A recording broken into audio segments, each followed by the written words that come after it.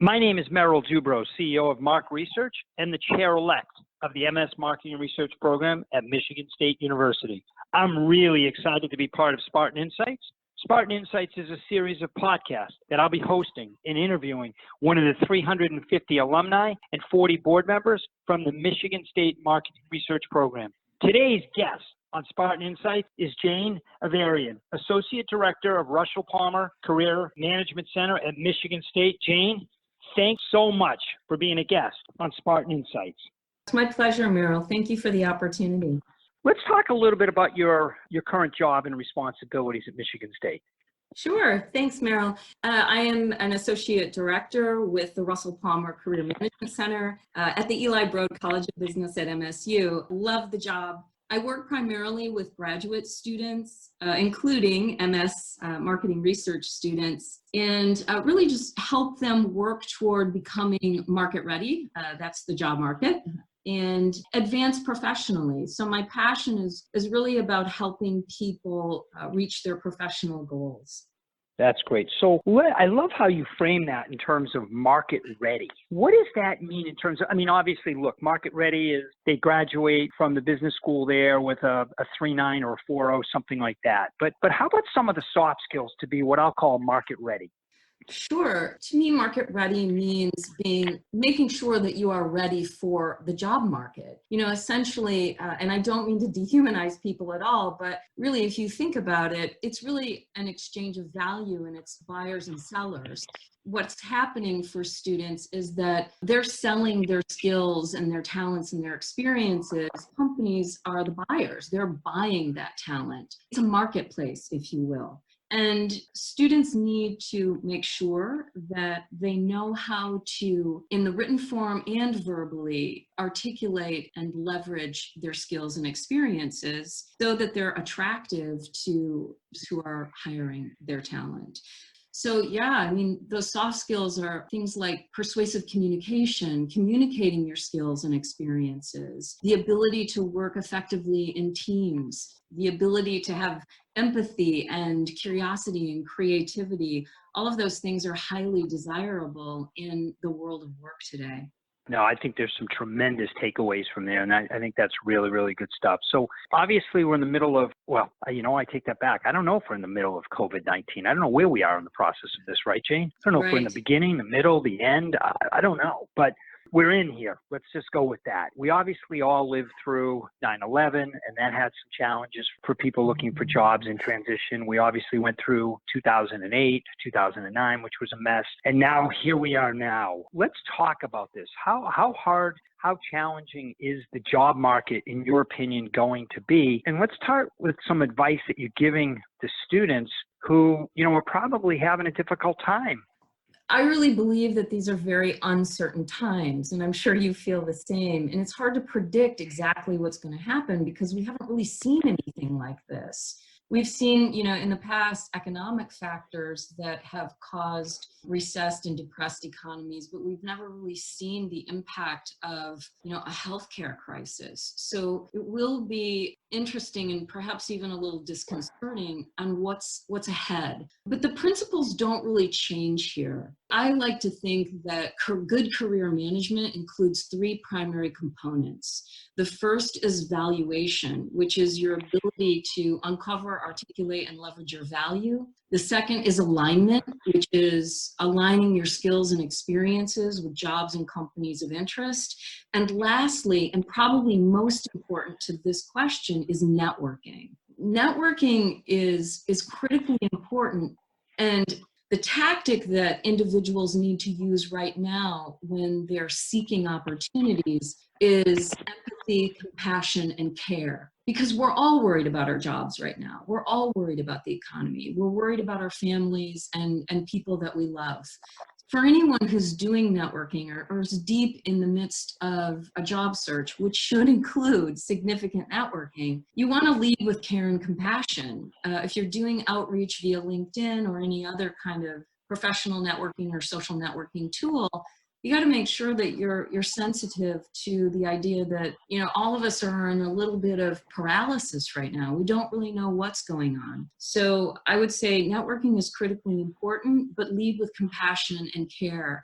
Your pitch is critical. You want to pitch your skills and your experiences and how you have potential to add value with the companies that you're targeting. But when you talk to people who are at those companies, you want to lead with empathy and being inquisitive about how they're doing and what's happening for them.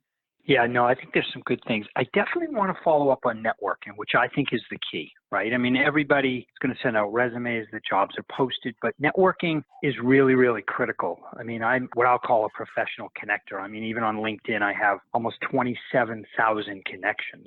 But let's expand on that because there's a lot of young professionals, right, who are just starting out in their career that are not comfortable with networking. They're not comfortable. They think it's imposing on somebody. They're an introvert, right? And they're just somebody who's just a little bit quiet and just doesn't have the, wants to network, but just doesn't know how to. How do you get started, Jane? I mean, what do you say to overcome that with some folks who believe that? Yeah, great question, Merrill. I have to say that I'm a reluctant networker. I'm very introverted and incredibly shy. It has been tough for me throughout my career, yet I have always been able to create opportunities for myself by sort of getting over that and putting on my extroversion coat, if you will. So I wrote a book recently called Who Logic. The largest chapter in the book is dedicated to networking. In that chapter, it's fairly bifurcated. So I break networking into two areas. One area I refer to as fast networking. And then the other aspect of networking I refer to as slow and steady networking. Fast networking is incredibly necessary in today's world of looking for a job.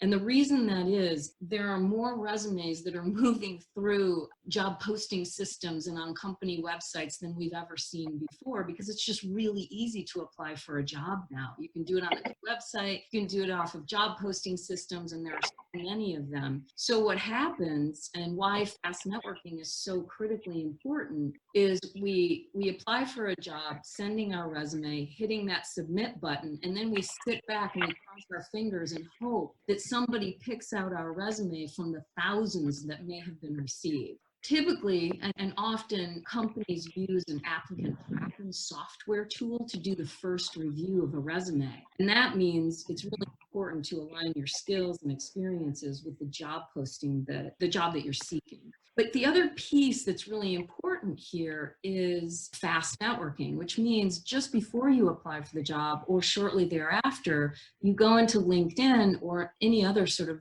networking tool, and you find a person or maybe a few people who work at that company, and you reach out to them and you ask to connect. Because what you're seeking is some quick advocacy. You're seeking endorsements. Make it more possible for your resume to move to an HR recruiter or a hiring manager, and you increase your chances to move to the interview pile. Fast networking is critically important. And then there's also slow and steady networking, which is more of an intentional approach where you build a list of companies of interest, you identify people who are working at those companies, and you do outreach and communication. So you essentially build a communication plan with touch points along the way. And what you're doing is a slow and steady relationship building practice that ultimately can yield some advocacy. And the whole thing about being nervous about doing this and maybe thinking that it's inauthentic or that it's opportunistic, please let's dispel that. Nobody advances in isolation. We all do it through support and help from others. And I always say to students or anyone that I'm working with, you will likely pay it forward. You may be knocking on someone's door for help right now, but you're likely going to be in the same seat or a similar seat years from now when somebody knocks on your door for help. And not everybody's going to help you, but there are those who will. So networking is critically important. Fast networking, very important in today's job search market. And then slow and steady networking should be just a lifelong practice. Yeah, and I think you bring up so many interesting points, Jane. I remember the first conference I ever attended. And it's very challenging and scary to walk into a conference that has 500 people for lunch and, oh my God, where do I sit, right? Well, no, I don't want to sit there. I don't know any of those people. So what I did was, I can't believe I'm saying this out loud, but what I did was I went to the restroom and I waited about 3 minutes and I came back. The decision was made for me because it was 2 tables that had 1 seat left. It's like, okay, I got to sit there. And that's how I overcame fear a little bit when, in my 20s, when I didn't know where to sit. I didn't know how I was going to handle a situation. And I think that there's some interesting things there, especially because you said, you're kind of an introvert, right? But you probably have overcome that, figure out ways that work for you and your skills, and have helped that in your career and use that to your advantage, which I think there's some really nice takeaways there. Yeah, and what I would really also love to emphasize, and I love your story, by the way, I think you lead with curiosity. Networking is very other-centered. You have to forget that you're looking for a job. And making friends means that you're other-oriented. You're curious about them. You want to learn about how they've been successful. You want to learn about how they do the work they do and the outcomes that they produce, because that actually helps inform you. If I could say nothing else, and if I could just use one word to emphasize networking, it's curiosity. Be curious. Yes, we all hire on curiosity, and I think that's important, and I think that's a great word. The other thing is, I want to get back to something else that you said about LinkedIn. Let's talk a few things that are must-haves on LinkedIn for a second. I mean, obviously, I've seen your profile. You have a great picture. You have a great background picture of some trees. I don't know if that's East Lansing, Michigan, downtown Detroit. I don't know where that is, but it's a nice picture. You obviously have over 500 connections, which is fantastic. You've really listed all your accomplishments, which is great. Any best practices, must-haves that are table stakes that some of the students of today need to make sure they do? Because, when you look at a lot of these profiles, they're really simplistic. Some people don't even have a picture. Some don't have a background picture. They haven't changed anything. But anything jump out when you're working with students that you say, listen, guys, you got to have this? I think that your headline area, which is the area just below your photo, and the about section, which I think used to be called summary, I think of those as your value proposition and your pitch. My value proposition is that I'm a career design strategist who uses empathy, creativity, and who logic to help people become market ready and advance professionally. And I'm not reading that from a script. I've memorized it. It's why I get up and do the work that I do. It's my mission, my passion. If you look at my LinkedIn profile, what you'll see is that I don't use the default for the headline, which would just say that I'm an associate director. There's nothing wrong with that, but what does that tell you? It doesn't say very much.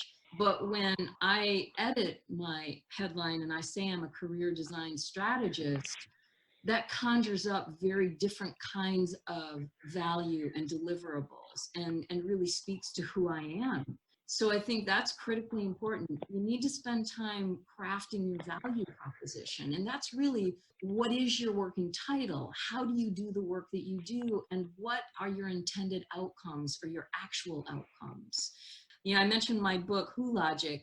Who is just what, how, and outcome. It's an assessment framework that can be used for resume design, for value proposition creation, for pitching, for interviewing. A LinkedIn profile is a pitch.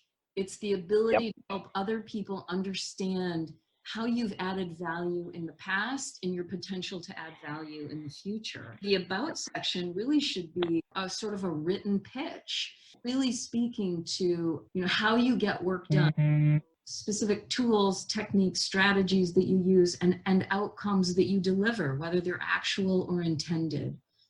Yeah, and I think there's so many takeaways. My sense is that your headlines, your pitch will change. Whether that's changing in a year or 2 years, it may be in 6 months, right? I mean, you may not have some of the stuff you have on there. Maybe I've seen the future and you're going to be a podcast host, right? And the reality is, no, but maybe you have a radio show. I don't know. Maybe you have a TV show. Maybe you write 7 more books, whatever it is. The reality is, and I think it's an important takeaway, that it's dynamic. It's changing, right, Jane? Absolutely, ever evolving. I mean, who we are professionally and personally is about what experiences we have, how we engage in those experiences, and outcomes associated with the experiences. And that evolves. We're not static creatures. We grow and build based on the experiences and the world around us. I think that's great. So you're what I call a boomerang, right? So we have about 18% of the people at Mark, the company that I'm CEO of, that have left and come back to the company. But you've done that. Not only did you go to Michigan State undergrad and graduate, you've been at Michigan State 3 times. You've been there, left, and now you're back. Can you talk a little bit about, I think there's some great takeaways in terms of those experiences and what it did for your career and how it rounded out your career? Yeah, I'm actually very proud of my career trajectory, mainly because, first and foremost, I'm a lifelong learner. What's happened for me when I've left Michigan State, because Michigan State is this wonderful little womb-like place where you can, learn from lots of different people. But I also wanted to be able to expand and learn in a different kind of environment. So I worked in the California State University system, which is very different than Michigan State. I went to a university that was primarily first generation college students. So the opportunity to learn and grow there was tremendous. I learned about, assessment. I learned about strategic planning. That's where I crafted Who Logic. And then going from the California State University system to the University of Oregon, also a really tremendous opportunity for learning. I really believe that I'm an enriched professional and I have more value to add at Michigan State by coming back based on the experiences that I've had. But I also spend time using Who Logic to assess and reflect on those experiences and how they align with the work that I'm currently doing and the goals of the Russell Palmer Career Management Center. My goal is to try to meet those goals and those strategic initiatives based on the skills that I've developed and the value that I know I can add. So it's all been a learning experience for me. I have a huge growth mindset. I'm just really curious about learning. I learn from students that I work with. I learn from my colleagues. And I'm learning from you right now, Merrill, so thank you. Well, it's funny. You call it lifelong learning, which I absolutely love. I call it 900 seconds. 900 seconds, 15 minutes a day, get better at something. I don't care if it's get better at being a better daughter or son, a better spouse, a better mother or father, a better friend, better at presenting, better at writing, better at teaching. It doesn't matter. Just pick something for 15 minutes a day, 900 seconds. So I love the way that you frame that. Okay, here's what we're going to do. I quickly want to ask you a question about your book, and then I want to get to a final series of questions that'll take 2 minutes. So your book, it sounds to me that you had a blast writing it. How long did it take? What was the process? Yeah, it was really fun and required a lot of self-discipline. I'm really busy at work, so I didn't have time to write it at work. I wrote it on the weekends and late evenings and really early in the morning. And really, it was just a compilation of working with students in the past, workshops that I've delivered. I had copyrighted Who Logic way back in 2009 because I noticed it was being used at other schools on the West Coast. So I thought, oh gosh, I better protect it.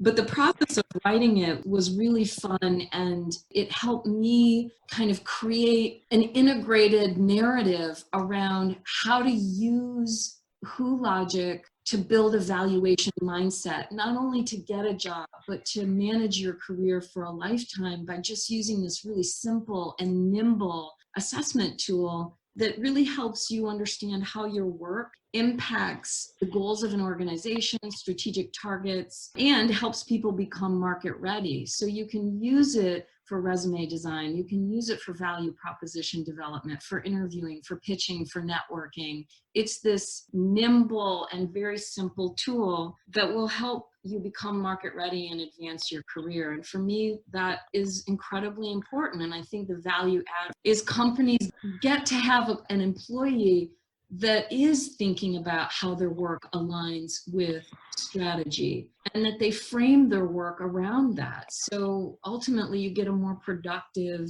and engaged employee because they know the value of their work in relation to strategy. That's great. In closing, Jane, what can the advisory board, the MSMR advisory board, do to help the MSMR students? Is there one thing that pops out? Yeah, continuous mentoring and support. I really do think that managing your career is kind of a scary prospect. And not all of these students, and I would never want to speak for these students, but most of them are pretty young in their career. And I think they need to feel that they're supported and cared about. And I see that happening from the MSMR board. So I say just keep doing the great work that you're doing and emphasize how important it is for students to reach out and network and build a really strong network. That's great. One last thing. What can the students do to help themselves? I think what's really important here is to engage in self-assessment, to learn and understand the work that they do and value it. Often they undervalue their work. And it's really important to see the value in it. And that's where Who Logic comes into place. Sometimes students are what I call stuck in the what. They know what they did, but they really haven't taken the time to figure out how they did the work and outcome associated with the work. And how an outcome is all about building confidence and really understanding your value and your worth without arrogance, but with evidence. And so I think it's really important for students to take the time to assess their experiences and value them and confidently share that information across their network and with potential employers. Perfect. Quickly, I'm going to ask one last question. I keep saying that and I keep going because you just trigger so many thoughts in my mind. Finish this sentence. Merrill, I would like to get better at blank in the next 6 months. Don't even have to defend it. Just give me something.